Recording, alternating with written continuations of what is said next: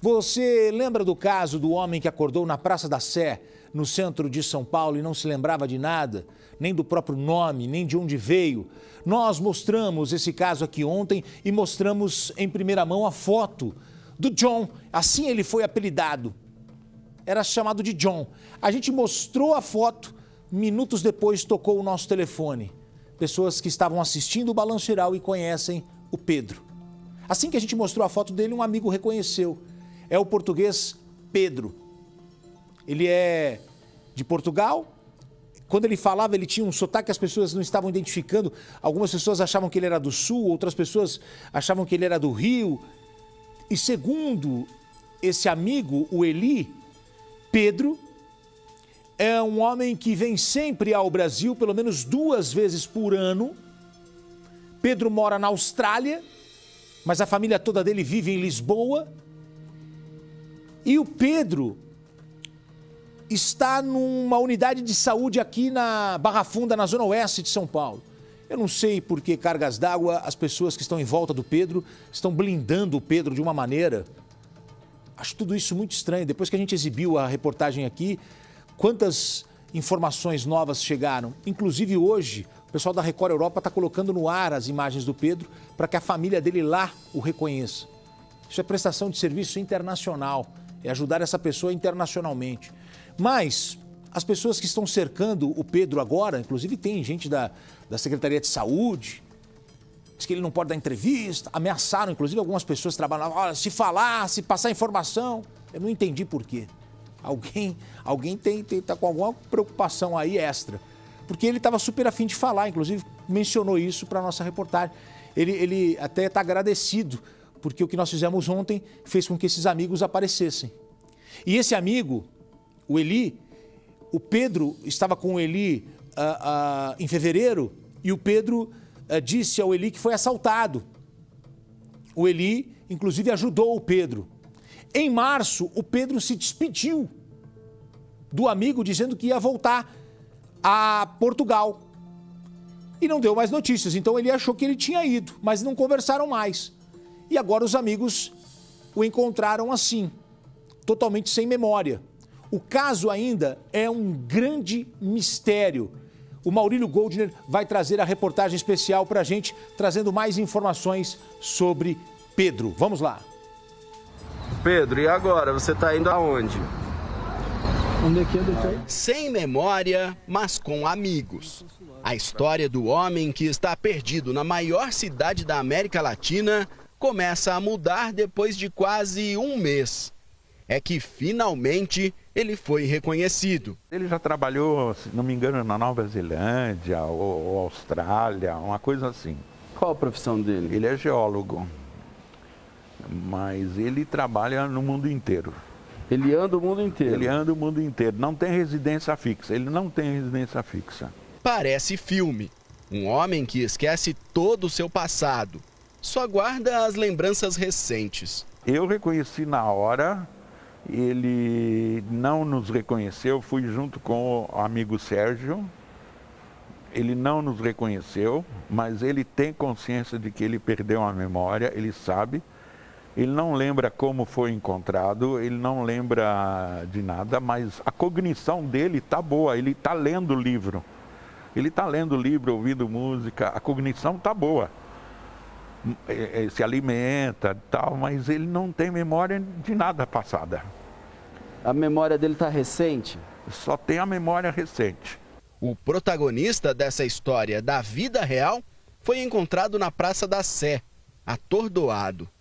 Policiais o encaminharam para este pronto-socorro. Aqui ficou internado e recebeu um apelido. Todos o chamavam carinhosamente de John. A assistente social compartilhou uma mensagem e uma foto dele nas redes sociais. O Balanço Geral também mostrou a foto. Ele não sabe de onde veio. Esse é o homem. Ele conseguiu pedir ajuda aos policiais que o levaram até o pronto-socorro da Barra Funda, na zona oeste de São Paulo.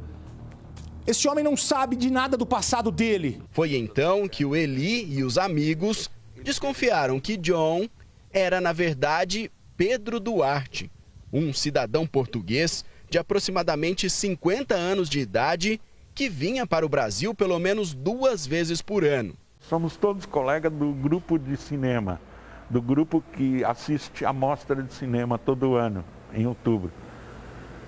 E o Pedro costuma viajar muito. O Pedro costuma vir para a mostra de cinema em outubro, depois ele volta em maio, depois ele vem, viaja muito. Mas esse ano, tudo foi diferente. Em fevereiro, Pedro encontrou o amigo. 10 de fevereiro ele veio porque ele tinha sido assaltado e tinha perdido o laptop. Ele só andava com laptop.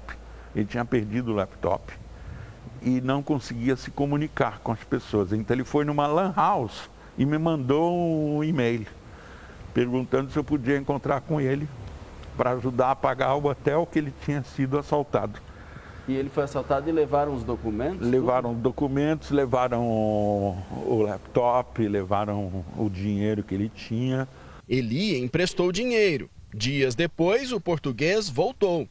Disse que já tinha procurado o consulado para tirar um novo passaporte. O último encontro dos dois foi no dia 3 de março. Ele disse que estava tudo resolvido, que ele tinha conseguido os cartões dele, que ele tinha conseguido o passaporte dele. Depois, Pedro não deu mais notícias aos amigos. O sumiço tinha a ver com a falta de memória. O que causou essa amnésia é um grande mistério. Os médicos aqui do posto ainda não sabem. Os amigos desconfiam de um trauma. Com certeza, aquele primeiro assalto antes de 10 de fevereiro foi um trauma. E, com certeza, um segundo acontecimento que a gente não sabe o que é, no fim de semana do dia 3 de março, deve ter acontecido alguma outra coisa, porque a polícia encontrou ele lá na Praça da Sé, na escadaria da Praça da Sé. E eles viram que não era um morador de rua, não era um morador, não era usuário de droga, não era aquele cara que eles estão acostumados a pegar. Pedro foi levado pelos amigos ao consulado de Portugal. Falamos com ele rapidamente. Pedro, e agora? Você está indo aonde? Onde é que é, doutor? No consulado. É no consulado. Vai para o consulado. Como é que você está se sentindo? Tudo bem. Tá bem? O que você lembra? Como é que você veio parar aqui? Não sei. O amigo conta que no consulado ainda não há pistas que possam ajudar a localizar a família de Pedro. No consulado, o vice-cônsul, Dr. Jorge, nos atendeu muito bem, fez uma pesquisa, esperamos uma hora e pouco, mas ele não achou com esse nome, Pedro Duarte. Se nós soubéssemos pelo menos o nome da mãe, ou o endereço, o RG dele de lá eles têm um número NIF, né? Que é como o nosso CPF. Se ele tivesse o NIF, teria resolvido já. Até lá, Pedro permanece no pronto-socorro. Os amigos torcem pelo reencontro com a família. Que a família dele entrasse em contato com a assistente social do pronto-socorro da Barra Funda, imediatamente. Ou com o consulado. Estamos com a esperança que dê certo. Olha que história, né? Eu mesmo entrei em contato com a Record Internacional, falei com a Ana, pedi para ela mostrar a direção da Record lá em Lisboa essa história para que a imagem dele apareça na Record em Portugal.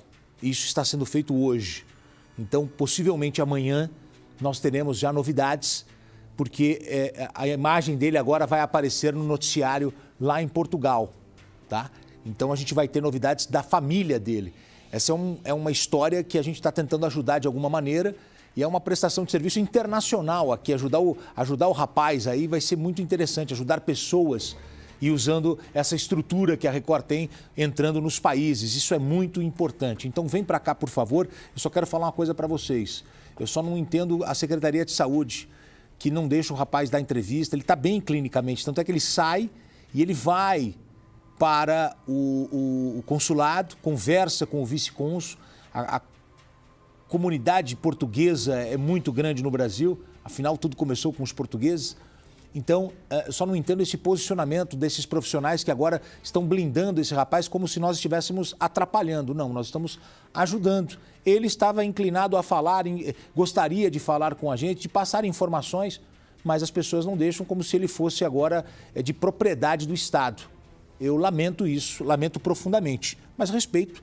A gente está aqui, mesmo assim, a gente faz o nosso trabalho, isso que é importante, né? Com muita gente querendo atrapalhar, mesmo assim a gente consegue ajudar.